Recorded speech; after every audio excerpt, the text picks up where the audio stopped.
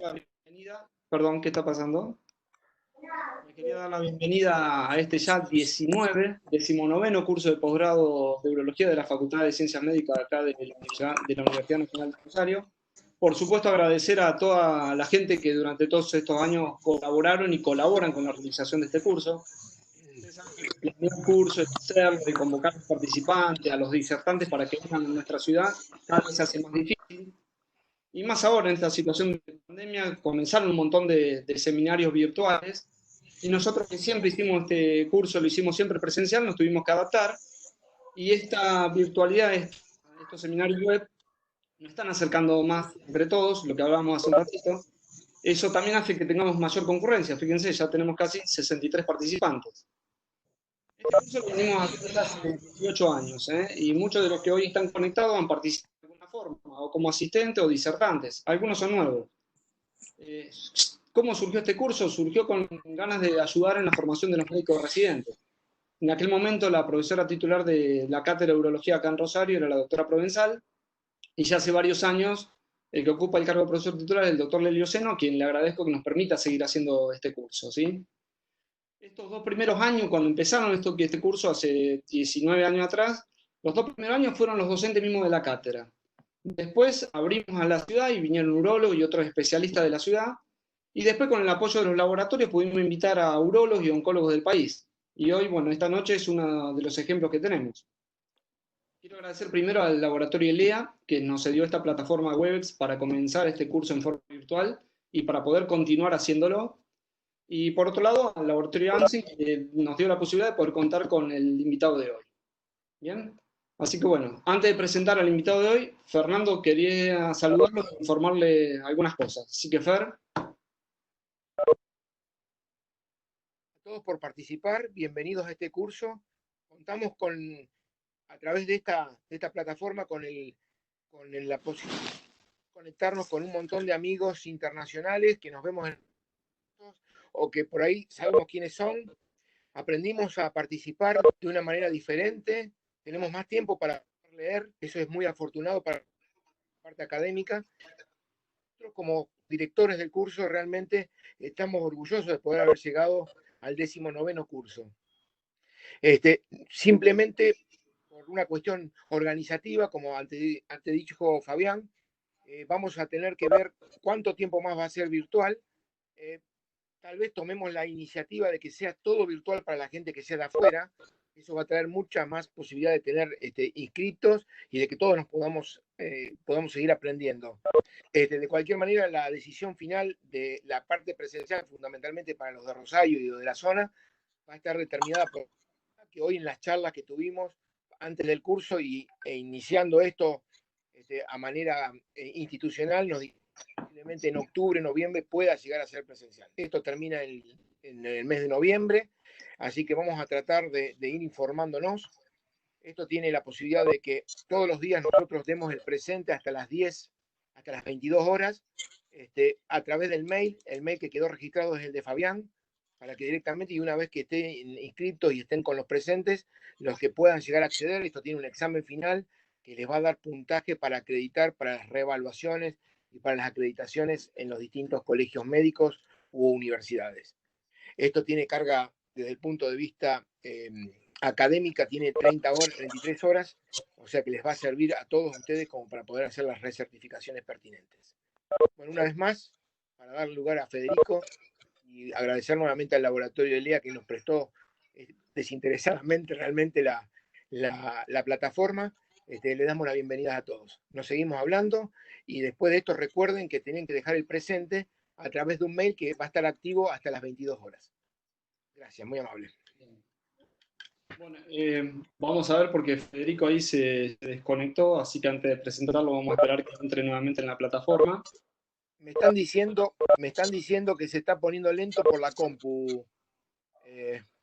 Tengo acá algunos mensajes por el otro lado. Está medio... Esperemos que entre Federico, así podemos empezar a hacer algo. Ya estoy, ¿eh? Ah, ¿estás? Bien. Listo. Bien, se te entrecorta un poco la voz, pero bueno. A ver, en esta... ¿Se me corta? Sí, se escucha un poquito mejor. Ahí está, Fede, perfecto. ver, en esta noche para mí es un gusto poder presentarles al doctor Federico Losco. Primero, es una gran persona, entrerriano, ¿eh? Nos conocemos ya hace 2 años en diferentes cursos que hemos participado juntos. Él forma parte muchas veces como comité organizador de muchos de los cursos que se hacen en oncología y llama a las otras especialidades. Ha organizado el curso Post San Francisco en el año 2019, este año creo que es lo mismo. Ha estado también en el Eurotarget junto con Mauricio Fernández en Mendoza, donde ahí compartimos unas cuantas copas de vino. ¿Eh? Así que bueno, él forma parte del staff del Instituto Alexander Fleming y de la unidad de tumores genitourinarios junto con Juan Pablo Sade. A él ya lo vemos en distintos cursos, distintos webinars que aparecen ya hasta en la CAU, en la SAU, en distintos lugares. Y esta noche, bueno, lo tenemos acá en casa.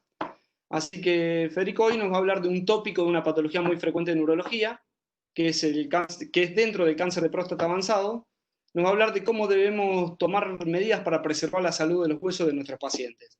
Así que Fede, bienvenido seas, gracias por aceptar la invitación. Y bueno, y hoy vos me das pie cuando quieras para poder empezar a hacer la encuesta, ¿eh? Cuando quieras, Fabi. Cuando quieras. Bien. Lu, ¿me pasás la encuesta?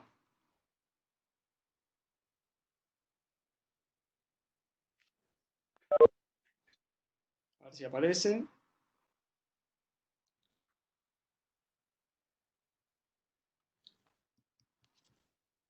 Vamos a iniciar, la idea es iniciar unas preguntas para poder contestarlas y en base a eso Federico va a desarrollar toda la charla de hoy. ¿Eh? Así que bueno, la pueden contestar todos en su computadora, celular o tablet para poder tener una respuesta inmediata. Bien, son 6 preguntitas sencillas. Vamos a empezar por la primera. ¿Utiliza algún método para el cuidado óseo en pacientes con cáncer de próstata? ¿Sí o no? Vayan contestando, por favor, ¿eh? ¿Realiza algún estudio para evaluar el estado óseo de los pacientes con cáncer de próstata metastásico pero hormonosensible? Bien. Pasamos a la tercera. ¿Qué estudio solicita más frecuentemente para evaluar el estado óseo? Densitometría ósea de muñecas, densitometría ósea de caderas, radiografía de columna dorso-lumbar, otro o ninguno. Bien. Cuarta pregunta. ¿Realiza algún estudio para evaluar el estado óseo de los pacientes con cáncer de próstata resistente a la castración metastásico? ¿Sí o no? 5. ¿Indica alguna droga para prevención de los eventos óseos en cáncer de próstata metastásico hormonosensible? Y ahí tienen las 5 opciones. Pamidronato más vitamina D y calcio, soledrónico más vitamina D y calcio, denosumab, vitamina D y calcio, o vitamina D y calcio, o ninguno. Tómense el tiempito. Y por último, ¿indica alguna droga para prevención de los eventos óseos en pacientes con cáncer de próstata hormonoresistente metastásico? Y la misma opción que en la pregunta 5. Pueden contestarla todos, sean residentes o no, si no tienen si no tienen pacientes con estos casos, ¿qué es lo que harían? ¿Bien? Para tener una idea general de lo que podemos hacer todos.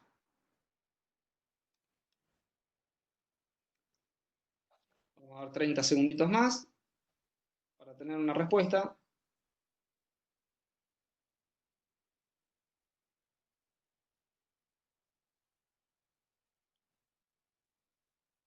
Perfecto.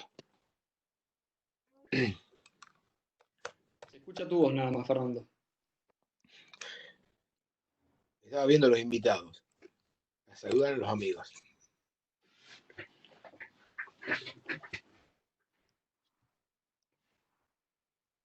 Bueno. Perfecto. ¿La cerramos? ¿Bien? Bueno, Luz, cerrala y a ver si tenemos los resultados.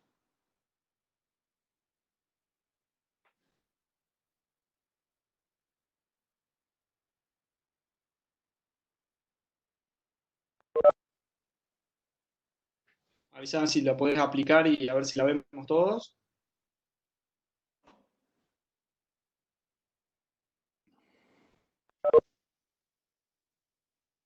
pudiste mostrar, Lucila?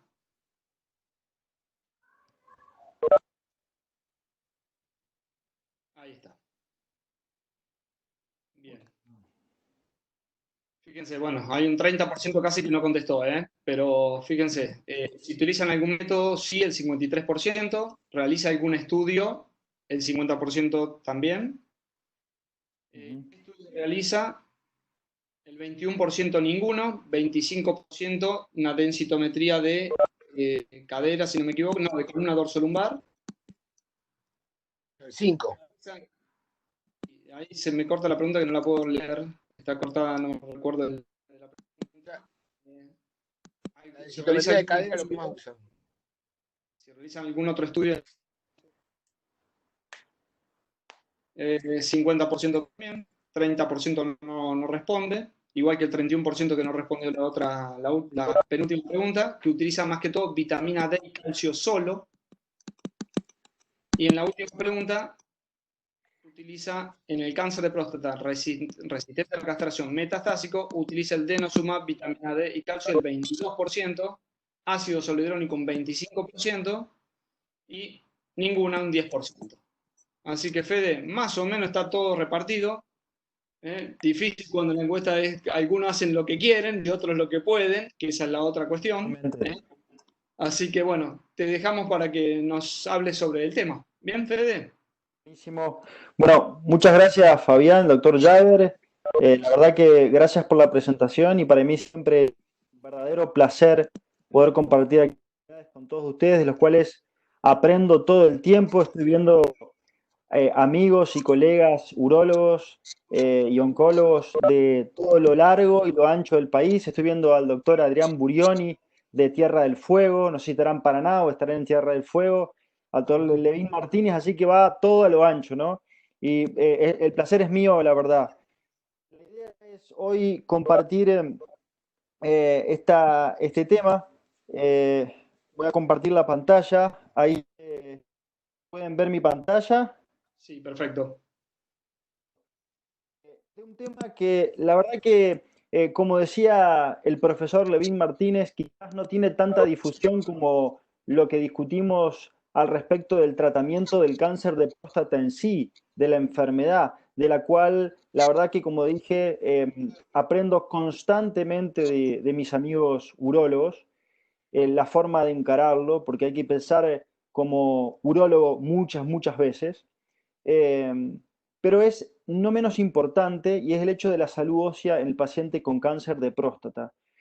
Esto es un poco el panorama de tratamiento a lo largo de la enfermedad, desde la enfermedad localizada, en la cual las maniobras locales y la estadificación local es lo prioritario con la intención curativa del paciente, pero en los últimos años se han desarrollado un gran número de terapias útiles que impactan en sobrevida global y benefician al paciente de forma significativa. Hoy tenemos mucha más que una o dos opciones, tenemos muchas opciones que tienen sus eventos adversos y que impactan también en la salud general de acuerdo a las comorbilidades que tenga los pacientes. Y esto es importante en una población en la cual la prevalencia y la incidencia de cáncer de próstata se da sobre todo en pacientes añosos. La mediana de edad de diagnóstico de cáncer de próstata es entre los 65 aproximadamente los 70 años y la mediana de los pacientes que se mueren por cáncer de próstata es mucho mayor, más de 75 años. Y estos pacientes tienen comorbilidades. Eso no escapa a la realidad de los pacientes que cada uno tiene y que ingresa por la puerta de su consultorio.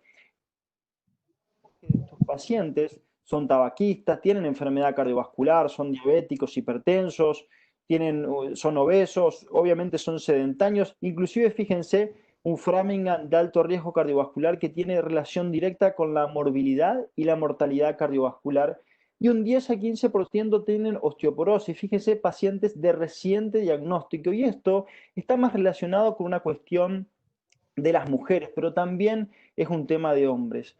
En cuanto hablamos de la potencia de las drogas, fíjense que empezamos con el TAX 327, el estudio SWOG, es la primera droga que demostró beneficio en sobrevida global en los pacientes castración resistente metastásicos, y después empezamos con las hormonas de nueva generación, enzalutamida, viraterona, tanto post-docetaxel como pre-docetaxel, y ya todos estos tratamientos se fueron desplazando cada vez más temprano en el recorrido de la enfermedad. Hoy sabemos que enzalutamida, palutamida, daralutamida tienen beneficio en sobrevida global, datos presentados hace un par de semanas en ASCO, en castración resistente M0, los pacientes castración sensible M1 también, beneficio significativo con quimio, pero también con otras hormonas como abiraterona, apalutamida, enzalutamida o abiraterona.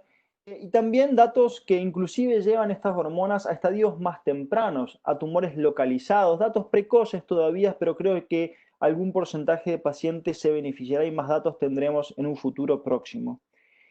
Y como dice Spider-Man, en realidad esta es una frase que le dice el tío de Spider-Man en el auto cuando descubre que Spider-Man tiene poderes, pero es una frase en realidad de Voltaire, que un gran poder nos da una gran responsabilidad también. Y nosotros tenemos un gran poder con las drogas que utilizamos en cáncer de próstata porque realmente son útiles.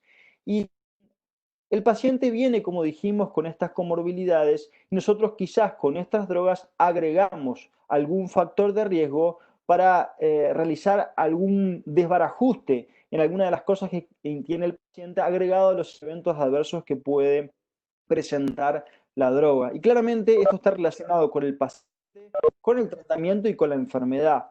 Podemos hablar de muchas cosas, podemos hablar de sexualidad, de cadenas de rash, de alteraciones cognitivas, inclusive de enfermedad cardiovascular. Mañana me pidieron que dé una charla para Colombia justamente de esto, en salud cardiovascular en cáncer de próstata. Pero hoy vamos a hablar de la salud ósea, que creo yo, junto con la salud cardiovascular, son las dos cosas más importantes que van por los caminos paralelos al tratamiento y al control del cáncer de próstata. Decía que la pérdida de masa ósea es muy popular en las mujeres. No hay ninguna de nuestras familiares, esposas y demás que no tenga una densitometría pedida por su ginecólogo. Claramente esto es algo que las mujeres la tienen mucho más arraigados, pero fíjense que los hombres más de 60 años, alrededor de un 10 o un 25%, tienen osteoporosis, tienen pérdida de la masa ósea, y eso pasa desapercibido porque los hombres no nos hacemos densitometrías óseas. Y fíjense, los pacientes que tienen diagnóstico de cáncer de próstata hormona naive, aquellos que tienen el diagnóstico reciente, empezamos una terapia de privación androgénica que, como vamos a ver, es un factor de riesgo agregado más para el deterioro de la salud ósea. Un 80% tienen pérdida de la masa ósea y entre un 4 es muy variable este número, pero estos son un poco estudios descriptivos, entre un 4 y el 38% tiene osteoporosis.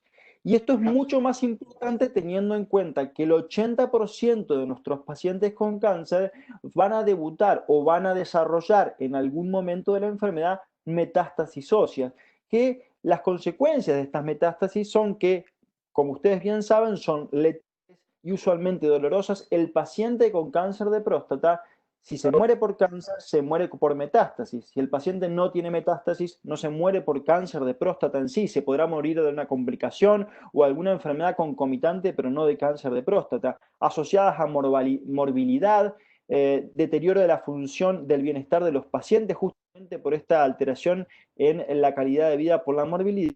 Y claramente incrementos en costos de salud por la necesidad que tiene de atención de esto, que es lo que más tememos, que son los eventos óseos.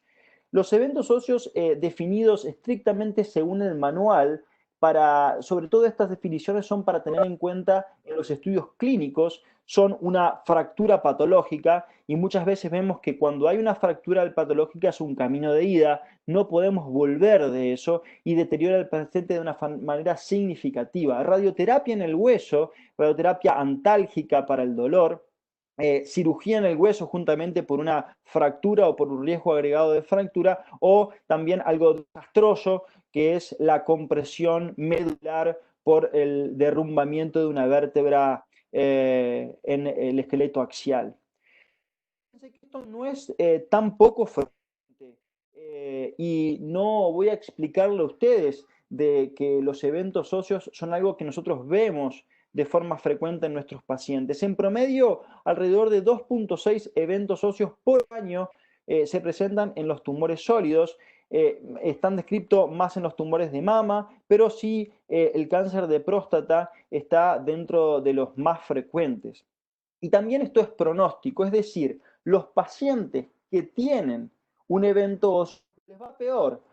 ¿Por qué dirán esto? Porque seguramente tienen la enfermedad más avanzada y porque también deteriora significativamente la salud y el bienestar del paciente. Dijimos que hay una pérdida de la masa de base, inclusive sin el tratamiento, y nosotros vamos a tener, desde hace mucho tiempo tenemos, pero cada vez tenemos más, drogas que pueden impactar de forma significativa en la masa ósea, pérdida de la masa ósea, como son la deprivación androgénica con los métodos de castración que utilizamos, la columna vertebral del cáncer de próstata, glucocorticoides que los utilizamos de forma conjunta, tanto por ejemplo como hormonoterapias de nueva generación como abiraterona, que sí o sí por su mecanismo de acción va con prednisona, pero también la quimioterapia como el docetaxel o el cabazitaxel necesita alta dosis de corticoides para manejar los síntomas. Obviamente los nuevos antiandrógenos y radioisótopos que está dentro del algoritmo de tratamiento, dentro de la secuencia de tratamiento de cáncer de próstata, como es el radium 223.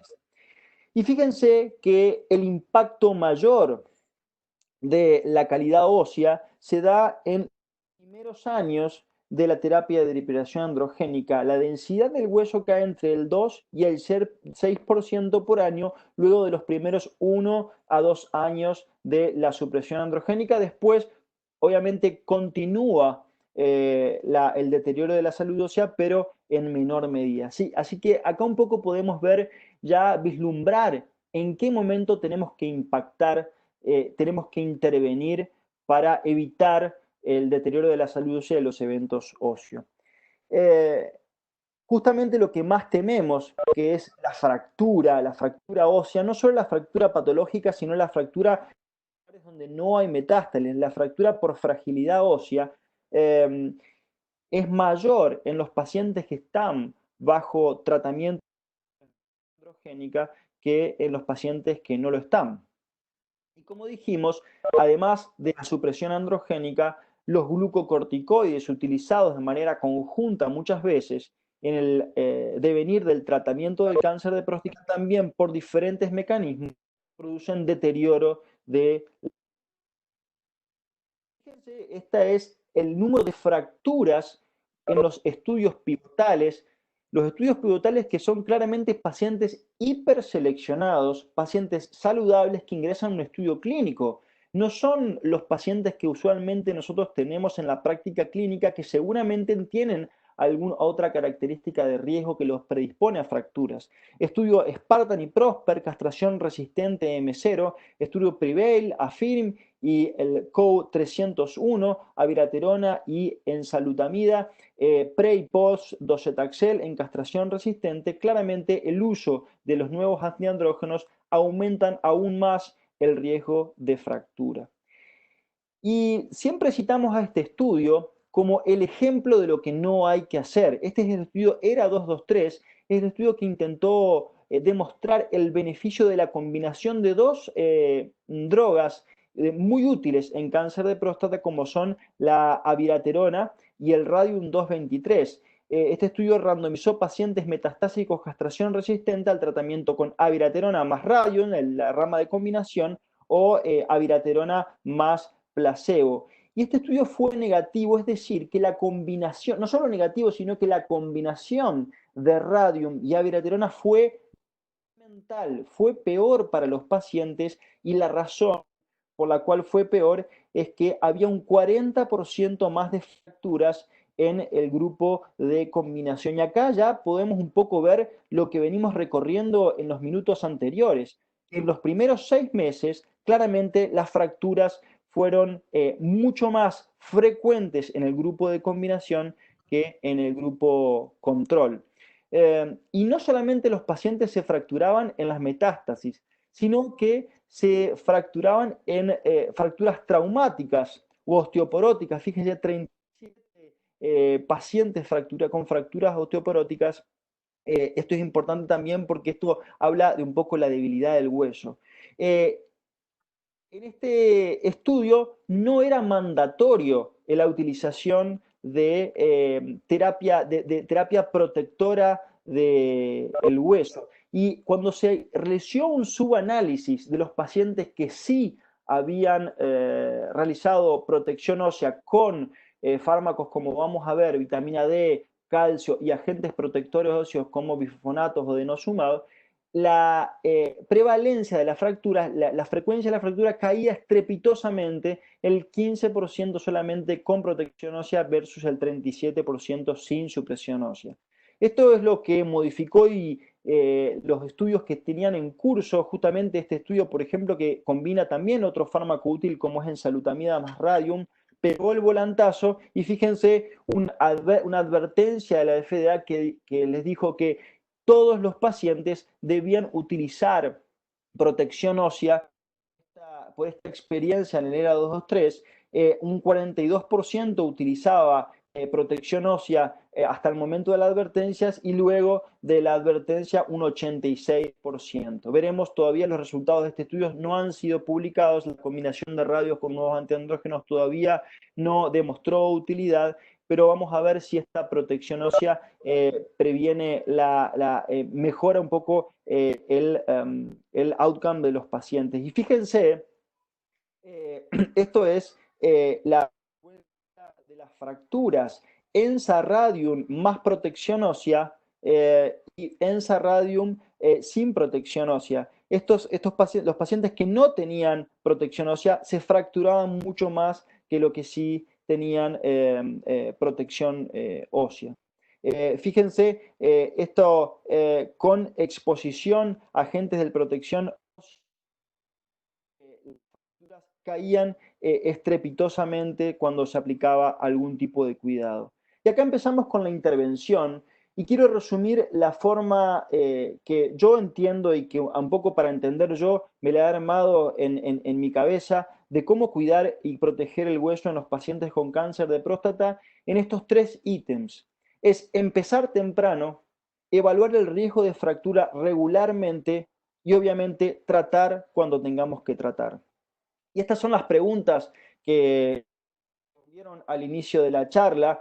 Justamente están relacionadas todas a la evaluación de los pacientes en diferentes situaciones de la enfermedad, como por ejemplo, si utiliza algún método para el cuidado óseo en los pacientes con cáncer de próstata, si evalúa algún estudio en los cáncer de próstata, castración sensible metastásico, qué solicita para evaluar el estado óseo o en castración resistente. Y lo que tenemos que hacer es evitar la bola de nieve en estos pacientes. Ayer, yo utilizo mucho Twitter, la verdad que me parece un medio que si uno lo pasa por un filtro puede ser muy útil para la actualización científica y publiqué esta foto. Fíjense, los pacientes, la prevalencia de osteoporosis, esto es un metaanálisis de muchos trabajos, la prevalencia de osteoporosis en los pacientes diagnosticados basales, los cuales no tenían ningún tratamiento todavía, y después de todo un recorrido de 10 años, el 81% de los pacientes que estaban bajo supresión androgénica tenían osteoporosis. Claramente los expone esto a un mayor riesgo de eventos óseos y fracturas. Acá las 3 cosas de intervención. Por un lado, empezar temprano.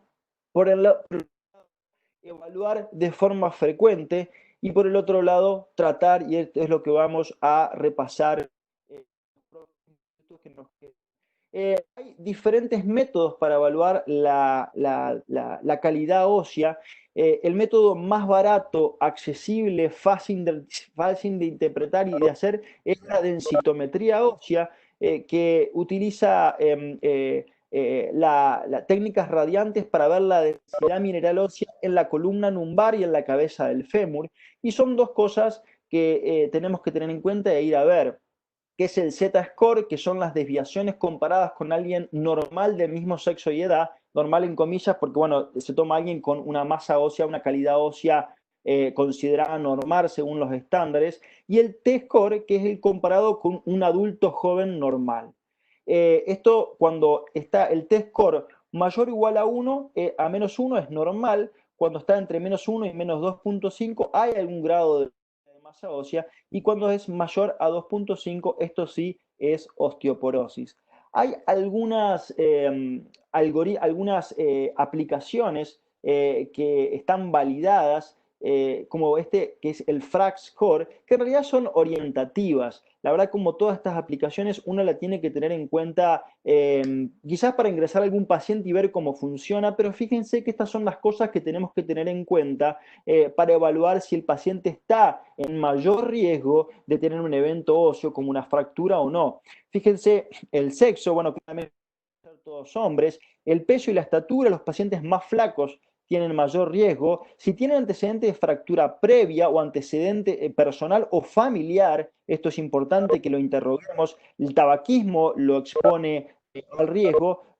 Por ejemplo, consumo de glucocorticoides, si tiene alguna enfermedad reumatológica, si hay alguna osteoporosis secundaria, se consume alcohol, y está la posibilidad de ingresar también los datos de la densitometría ósea. Es importante en nuestros pacientes que tengamos en cuenta que el solo hecho de estar al paciente tenemos que poner que tiene una osteoporosis secundaria, y que los glucocorticoides, la dosis que se considera como tratamiento activo con glucocorticoides es más de 5 miligramos por día de prednisona o equivalentes por más de 3 meses. Los pacientes, por ejemplo, que están en tratamiento con abiraterona más prednisona 5 miligramos. Y este test lo que dice que tenemos que tratar, esto nos da un resultado, fíjense acá, el riesgo de tener una fractura osteoporótica, una fractura de cadera a los 10 años, y deberíamos tratar a los pacientes que tienen más de 3% o más de fractura de cadera o más del 20% de fractura mayor. Claramente un test orientativo no es que tenemos que guiarnos solamente por este test para tratar a los pacientes, como vamos a ver en las próximas diapositivas, pero bueno, algo que está validado y nos sirve. Bueno, justamente repetimos esto, que si hay una fractura vertebral o de cadera, si hay un T-score mayor a 2.5, que es osteoporosis, o en el FRAX hay mayor o igual al 3% de fractura de cadera o cualquier fractura, deberíamos tratar a los pacientes. Acá también continuamos con las preguntas que completaron, y acá pasamos directamente a la intervención, a la intervención, la medicación o los cambios del estilo de vida, como vamos a ver, que tenemos que recomendar a nuestros pacientes para prevenir, para cuidar el hueso. Y lo primero, y esto es fundamental, todos los pacientes deben tener niveles normales de vitamina D y calcio. Y si sacamos, esto está reportado, si pedimos vitamina D a todos nuestros pacientes con cáncer de próstata, algunos son más exigentes y piden 40 miligramos por decilitro, otros 30 o 35, pero prácticamente todos tienen deficiencia de vitamina D, y se benefician de la suplementación, que es tan fácil como una ampollita de Esterohil, bueno, yo me acuerdo, digo marca comercial, pero hay otras presentaciones también de vitamina D3, que es una ampollita que se toma de manera mensual también, se puede tomar en comprimidos, y también una ingesta adecuada de calcio. Un comprimido como por ejemplo el Calcimax, con un solo comprimido uno consumiría la cantidad de calcio necesaria para poder tener niveles normales. El calcio, la verdad que es bastante intolerante en lo que respecta a la cuestión digestiva, y sumado a esto, estos pacientes toman muchos comprimidos. Es por esto que una de las cosas que se puede hacer, y esto está establecido establecido también un trabajo muy prolijo hecho por la gente del Hospital Italiano de Buenos Aires, que uno podría recomendar el consumo frecuente de lácteos, no solamente leche, sino quesos y yogur en estos pacientes, manteniendo niveles normales de vitamina D. Suplementación de calcio y vitamina D en todos los pacientes que van a empezar y continúan con terapias de disminución androgénica. Eso también es algo difícil. Veo que están caceroleando por ahí, que acá también en casa se escucha en la ventana. No sé por qué será. La modificación del estilo de vida, como la actividad física, no fumar, limitar el consumo de alcohol, bueno, justamente el consumo adecuado de vitamina D y calcio. Estos son cuestiones importantes a tener en cuenta para recomendar a nuestros pacientes. Y acá entramos más en la parte de drogas, de medicamentos, y estos son los agentes protectores del hueso. Desde ya hace mucho tiempo sabemos que los bifonatos, que son drogas con una estructura muy parecida a la hidroxiapatita, al componente estructural de la masa ósea, sirven para prevenir la pérdida de masa ósea. Hoy en día, como vamos a ver, tenemos bifonatos más potentes y drogas mucho más modernas, que como vamos a ver son más efectivas en la intención de conservar la masa ósea. Esto un poco a grandes rasgos, los protagonistas en lo que respecta al metabolismo y la renovación constante del hueso. El hueso es un órgano vivo que constantemente se está comiendo y fabricando. Los osteoblastos son de alguna manera los fabricadores del hueso. Los osteoclastos son los que comen el hueso y los osteoclastos lo que liberan son una serie de citoquinas que van a permitir que el osteocito, que es la célula viva que está dentro de la masa ósea, por cuestiones tensionales y cuestiones de la membrana celular y también por cuestiones parácrinas y secreción de citoquinas, genere toda una reacción local que va a permitir justamente la estimulación de los osteoclatos para consumir hueso y la fabricación del osteoblasto para fabricar hueso, con células de backup, como son las células de la superficie del hueso y células stem cells que vienen de la circulación. Como decía, los bifonatos tienen una estructura muy similar a la hidroxiapatita, es decir, que a depositar en el hueso y son tóxicos, intervienen en una cadena fundamental de metabolismo celular de las células que van a impactar de forma negativa el metabolismo del osteoclasto y son células anti-osteoclastos, producen apostosis de los osteoclastos, destruyen osteoclastos y así es como disminuyen la reabsorción ósea y cortan este ciclo vicioso de destrucción ósea y cáncer. Fíjense los trabajos con bifosfonatos, estos son en cáncer de próstata, castración sensible, que estaban en castración, el uso de potente como es el ácido zoledrónico en 4 miligramos cada 3 meses, claramente superior en el objetivo de conservar la masa, la densidad mineral ósea en los pacientes con cáncer de próstata. Estudios ya más avanzados en el cual se comparan diferentes dosis y secuencias y aplicaciones de ácido zoledrónico. Estos son pacientes con castración resistente, con metástasis ósea, fíjense, ácido zoledrónico 4 miligramos cada 3 semanas, también diferentes dosis, inicialmente 8 miligramos, y vemos cómo, comparado con placebo, el ácido zoledrónico es superior en lo que respecta al principal de estos estudios, que es la aparición de eventos óseos. Y eventos óseos, como dijimos, que incluyen dolor óseo, que incluyen fracturas vertebrales, fracturas de huesos largos o cirugías óseas o inclusive radioterapia al hueso para prevenir el dolor. Cuando pasamos a drogas mucho más modernas, tenemos que hablar indefectiblemente de un anticuerpo monoclonal que es el denosumab Y denosumab corta también este círculo vicioso de metástasis óseas y cáncer. El metabolismo alterado en el hueso producido por la metástasis ósea y el microambiente tumoral generado en el hueso por la metástasis ósea estimula a el osteoclasto para una mayor destrucción ósea. Eso a su vez lo que hace es secretar toda una serie de factores que van a estimular el tumor y este ciclo vicioso vuelve a generarse. Y un poco el ligando que secretan los osteoblastos para poder estimular la acción de los osteoclastos es el RANK ligando, que se va a unir a receptores específicos en el osteoclasto. El denosumab es un anticuerpo monoclonal que va a justamente unirse a este ligando del RANK y va a evitar la unión del RANK ligando con los receptores de RANK en el osteoclasto. Y es así que el fin último de la aplicación de esta droga es cortar este círculo vicioso de metástasis óseas, microambiente tumoral patológico y reabsorción y destrucción ósea.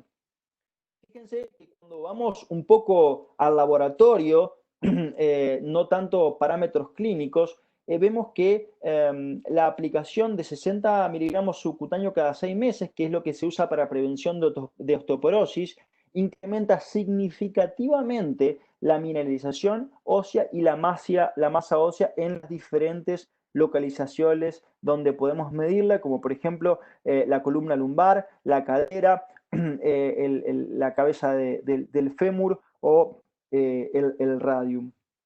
Y cuando hablamos de agentes protectores óseos en huesos, empezamos a ver trabajos ya publicados en revistas muy importantes como New England. Este autor Smith tiene muchos trabajos publicados en lo que respecta a salud ósea. Vemos que la aplicación, estos son pacientes castración sensibles, es decir, pacientes con metástasis óseas pero sensibles a las maniobras hormonales. La aplicación de 60 miligramos subcutáneo cada 6 meses o placebo, comparado con el placebo, claramente el denosumab reduce la aparición de eventos óseos y reduce la posibilidad de fracturas directamente, el cuco que no queremos que nos pase en nuestros pacientes con cáncer de próstata. Ya cuando empezamos en estadios más avanzados de la enfermedad, y fíjense como dijimos, estos pacientes están expuestos a un mayor riesgo porque tienen mayor prevalencia de pérdida de masa ósea por mayor tiempo de tratamiento, por mayor uso de glucocorticoides, para mayor tiempo de tratamiento de supresión androgénica y el agregado de hormonas de segunda generación, como vimos, abiraterol, también inclusive radium. La comparación directa, este es un estudio comparado con placebo. Fíjense, el primer autor es Karim Fisasi. Karim Fisasi, el autor de El Latitude y el presentador de darolutamida en M0, claramente muy dedicado, muy activo en cáncer de próstata, comparado justamente con ácido zoledrónico en las dosis que nosotros lo utilizamos de 4 miligramos cada 4 semanas versus denosumab 120 miligramos subcutáneo cada 28 días. Fíjense que indefectiblemente todos esos pacientes estaban suplementados con calcio y vitamina D y el objetivo primario de este estudio fue el tiempo al primer evento óseo.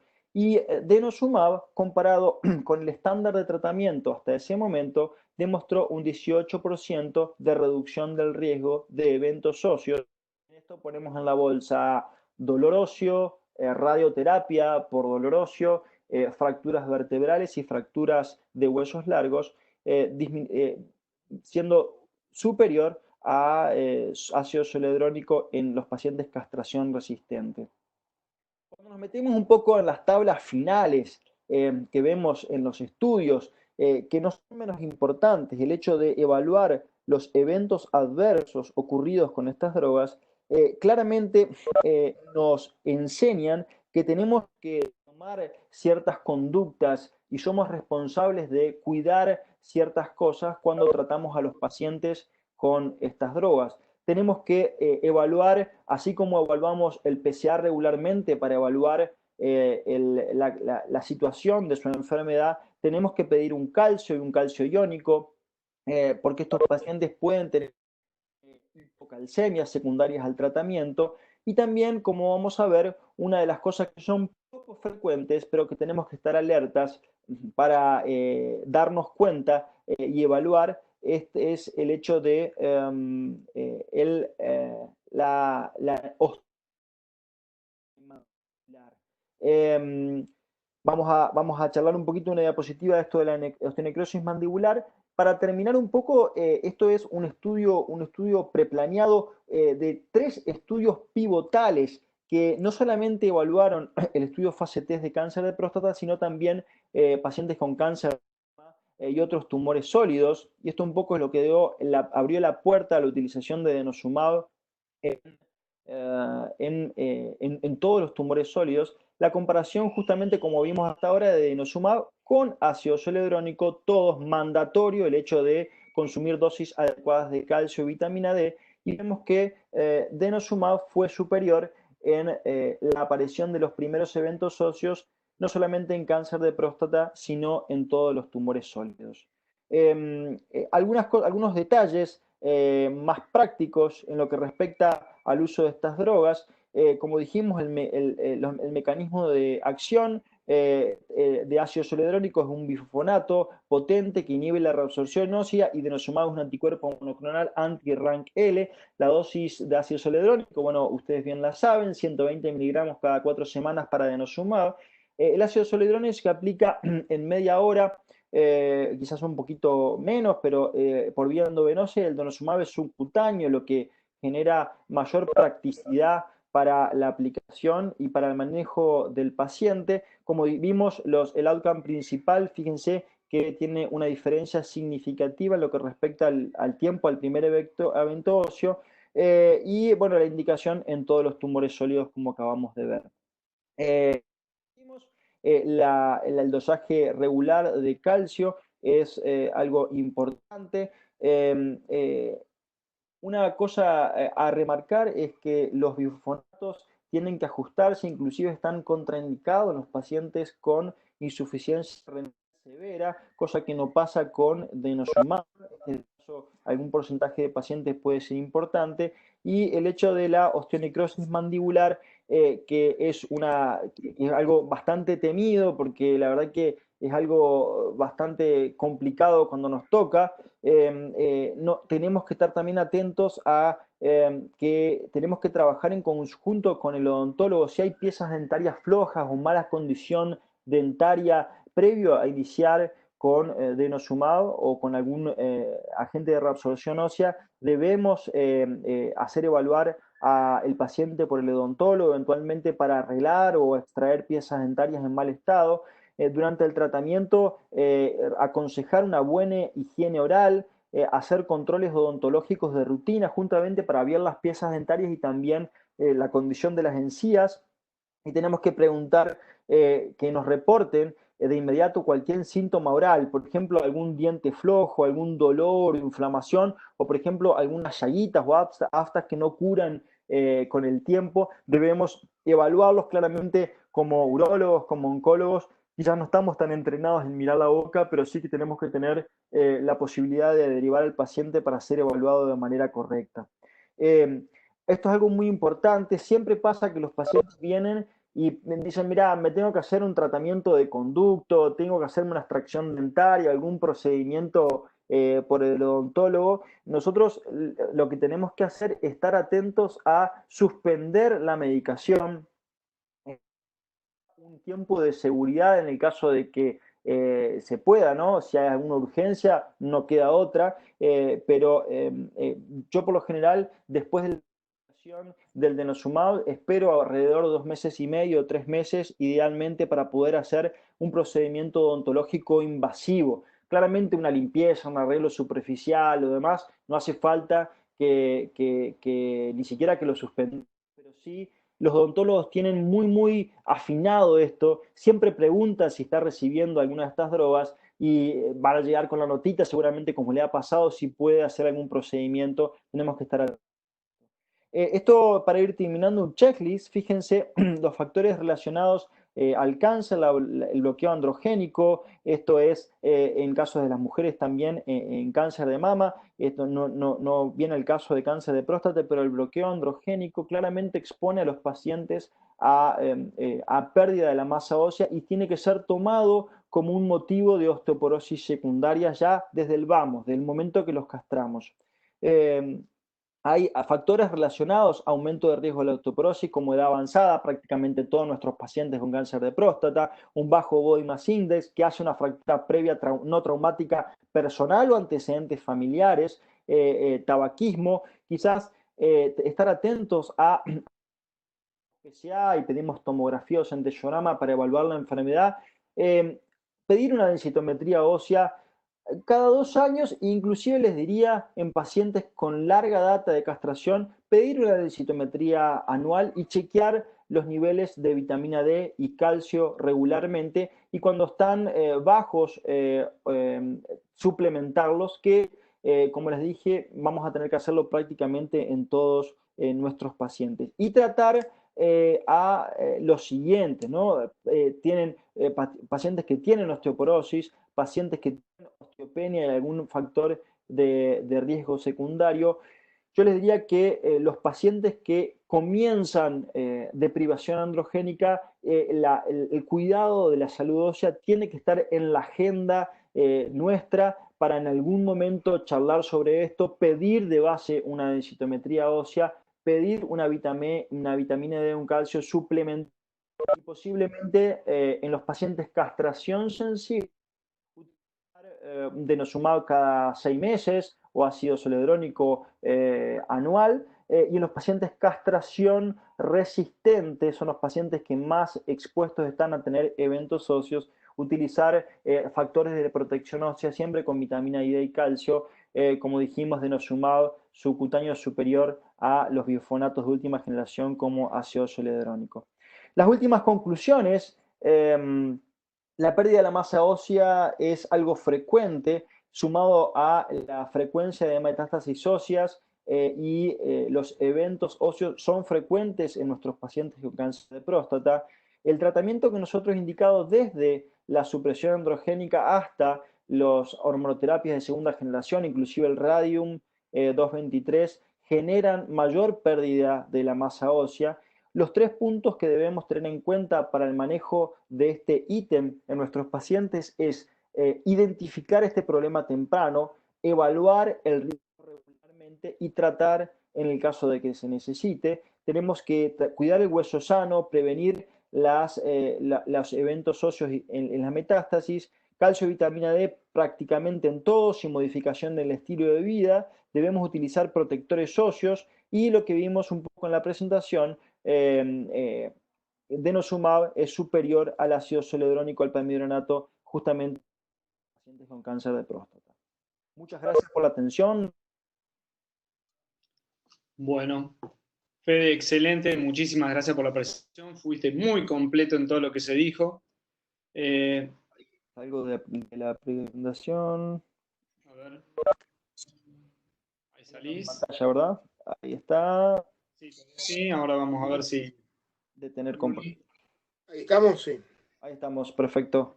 La gente, perfecto.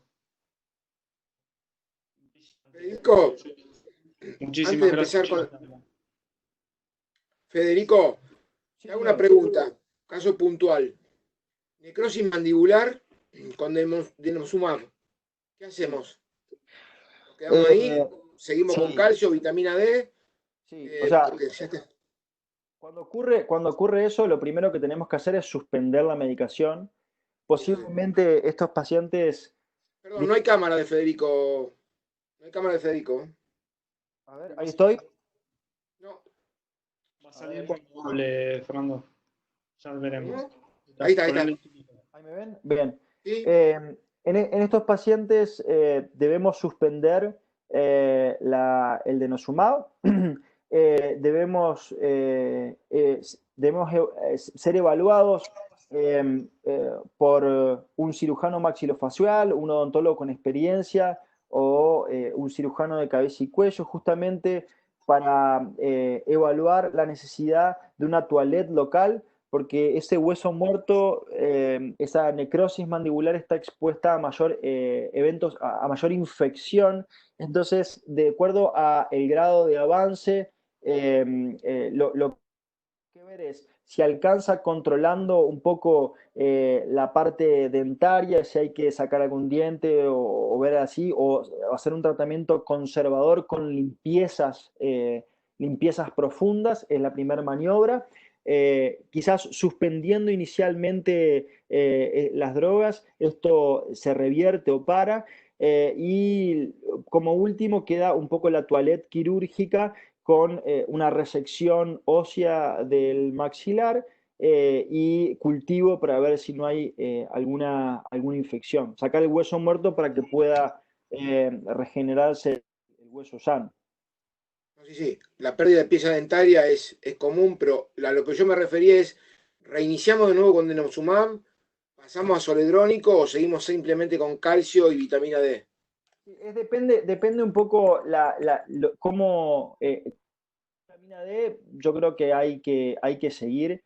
La verdad que en los casos que a mí me ha tocado de osteonecrosis mandibular, difícilmente uno pueda volver a tratar con estas drogas, porque la verdad que el riesgo de que persista, empeore o vuelva a ocurrir algo parecido es muy grande. Por suerte, la verdad que son pocos los pacientes, pero cuando ocurre realmente, seguramente me lo preguntás por alguna experiencia personal, Sí, es por un caso realmente un puntual, dolor un puntual, dolor de puntual. cabeza, ¿viste?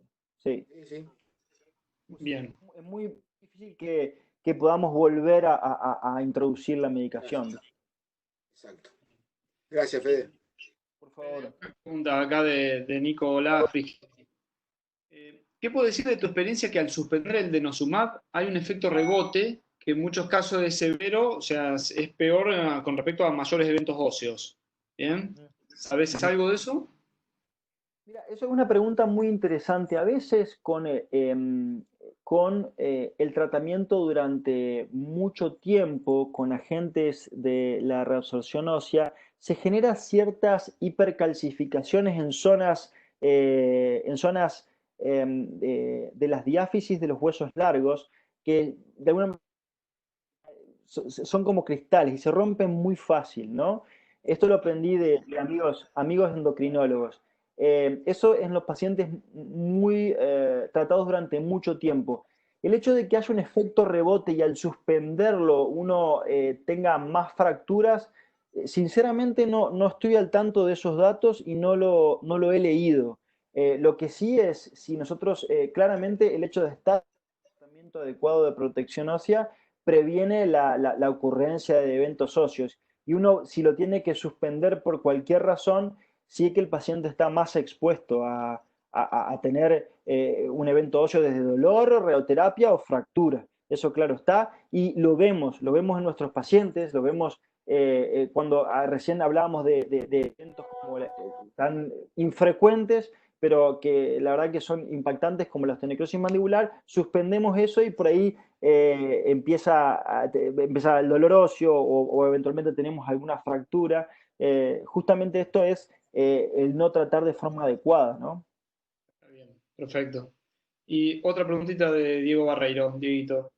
¿Alcanza con protección ósea solo para osteoporosis en pacientes M0, o sea, resistencia a castración M0 a tratarse varios años? ¿Comienza con APA o con darolutamida? Eso es una muy buena pregunta porque estos pacientes no tienen metástasis, pero son castración resistente. Hay una línea de castración sensible y castración resistente. Los pacientes castración resistentes no metastásicos justamente no tienen metástasis y estos pacientes deberíamos tratarlos como los pacientes castración sensibles, porque recordemos que todos los estudios realizados con 120 miligramos cada 28 días de denosumab son en pacientes castración resistente metastásicos. No están incluidos los pacientes no metastásicos. Pero en estos pacientes en los pacientes castración resistente no metastásicos donde más atención tenemos que ponerle, porque son pacientes que están castrados durante mucho tiempo y la forma de tratarlo con estos pacientes es 60 miligramos cada 6 meses, denosumab cada 6 meses, o zoledrónico una vez al año con calcio y vitamina D. A ver, Fede, las preguntas de siempre, que siempre hablamos también con Juan Pablo. Es clarísima la indicación del zoledrónico denosumab en el resistente a la castración metastásico. ¿Está? Ahora, en el sensible metastásico, ¿está? ¿Qué indicación tenemos hoy? Porque es el principal forma de rechazo que tiene cualquier auditor. Sí. Bien, esa es una pregunta práctica y que nos pasa. Nosotros lo que decimos, bueno, queremos cuidar el hueso de nuestros pacientes y nos autorizan un denosumab 120 miligramos cada 28 días, pero no nos autorizan un 60 miligramos cada 6 meses. Entonces, no tiene mucho sentido esto. Los pacientes castración sensible tienen que ser tomados como pacientes con riesgo, con una osteoporosis secundaria. Tiene que tratarse como paciente con osteoporosis. Es decir, zoledrónico anual o denosumab cada 6 meses, calcio y vitamina D. No tienen que tratarse con 120 cada 28 días, como si se tratan los pacientes metastásicos. Pero estoy de acuerdo con vos que es lo que me pasa todo el tiempo, que el auditor, si no tiene metástasis, no te aprueba la medicación. Y esto es un poco la barrera que tenemos principalmente para utilizar ciertas drogas, como por ejemplo el denosumab en pacientes castración sensible, inclusive drogas más baratas como el ácido zoledrónico, ¿no? Es más, muchas veces piden si hizo o no palmidronato previamente. Claro, claro. Cuando el palmidronato ya, yo ni siquiera mostré los estudios de palmidronato, pero claramente el palmidronato fue superado por ácido zoledrónico en primer randomizados y nuevamente después por denosumab. ¿Qué hay? Otra pregunta de Sanica acá que nos hace. ¿Qué hay de suspender el zoledrónico 2 o 3 meses antes de procedimientos odontológicos? Claramente es lo que hay que hacer. Sí, tenemos que estar muy atentos a eso, que no se nos escape un tratamiento de conducto, una extracción dentaria, un procedimiento con una intervención importante con un odontólogo, porque eso aumenta significativamente el riesgo de padecer una osteonecrosis mandibular. Cuando tengamos en esto, el paciente nos tiene que avisar. Esta consulta viene siempre del odontólogo. El odontólogo sabe que tiene algún tipo de problema oncológico y dice, usted está recibiendo alguna de estas, la tiene mucho más clara que nosotros. Y por lo general viene con la notita del odontólogo. Dice, puedo recibir esto y de ahí a nosotros se nos enciende un poco la advertencia y le decimos, pero sí, mensaje importante, suspender. Quizás 3 meses es un poco mucho, pero más vale prevenir que después curar, suspender estas drogas 2 meses y meses antes de cada procedimiento odontológico de intervención importante. O sea, si hizo una extracción dentaria hace un mes, tengo que esperar todavía. Sí, sí, o sea, ante la duda, esperar al menos 2 meses y medio. Perfecto. Perfecto. Bueno, ahí está cayendo otra pregunta de Federico Ferraris. Opciones de espaciar a 3 meses en vez de mensual el denosumab o el ácido zoledrónico en el cáncer de próstata resistente a la castración metastásico, dado que la expectativa de vida aumenta cada vez más.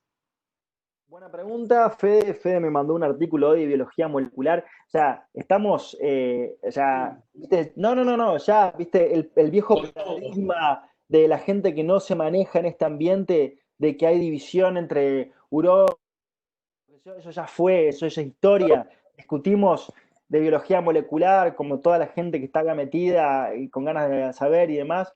La respuesta, Fede, es sí. Hay estudios que demuestran la efectividad, la misma efectividad de ácido zoledrónico cada 3 meses que mensual. Y hay un estudio presentado en ASCO del año pasado por el doctor Tombal, líder en opinión en cáncer de próstata de Bélgica, que arroja alguna evidencia de que se podría utilizar el denosumab cada 3 meses. la verdad que este estudio no tiene el seguimiento suficiente como para hacer una recomendación de espaciar el denosumab cada 3 meses, porque el reporte el año pasado fue solamente de los eventos adversos con la utilización de denosumab en este contexto, como hipocalcemia o osteonecrosis mandibular. Nos falta seguimiento y data para tener data contundente que nos permita aplicar el denosumab cada 3 meses. Perfecto. Bueno, Fede, me parece que ya estamos con todas las preguntas y creo que ya podemos cerrar la charla de hoy. Muchísimas gracias por haber participado, gracias por haber aceptado la invitación. Nuevamente, gracias al Laboratorio ELEA por permitirnos la plataforma y a Amgen por que podíamos tener la presencia tuya en la noche de hoy. Así que bueno, buenas noches a todos y gracias, Fede. Dos palabras con respecto a la inscripción, si les parece. Le agradecemos a todos los más de 80 inscriptos por los que estuvieron conectados y recuerden que para el tema de la inscripción, fundamentalmente para la certificación, tienen que pasar el presente al mail de Fabián, ya se mandó por WhatsApp. Así, gracias a todos los amigos y nos seguimos comunicando. La próxima charla va a ser dentro de 2 semanas. ¿Estamos? Gracias. Muchísimas gracias. Gracias, Federico. Saludos a todos. Chicos, un abrazo. Chao, Fede. Chao. Gracias. Un abrazo a todos, nos vemos en la próxima entonces. Gracias. Dale. Grande, Fede.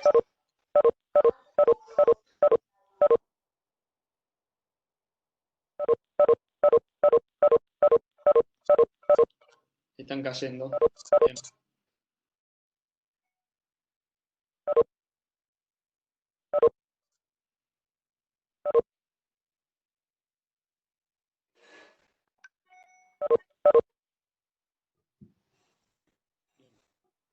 Ahí están entrando los mails a mi celular, como loco. Vamos a ver qué pasa.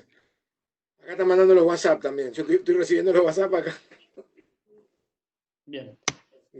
Bueno, gracias. Muy amable. Así te jodemos y te vas a cenar con la familia. ¿Estamos? ¿Listo? Ahí esperamos a que se vayan desconectando. Sí. No, puedes cerrar la reunión, no hay problema, Estamos bien. Ahí falta 33.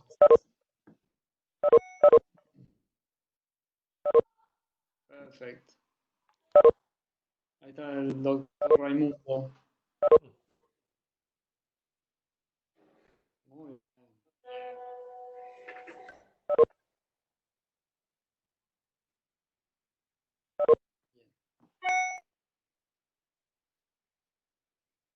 Adiós, Fabián. Chao, Andrés. Hasta Chicos, luego. nos vemos. Chau, me desconecto. Chau. Chao, Querido, chau. Ya está claro.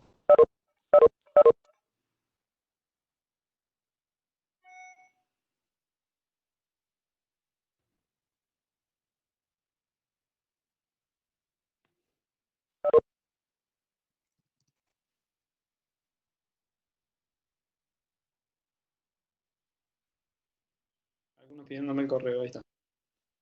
Listo. De escribir.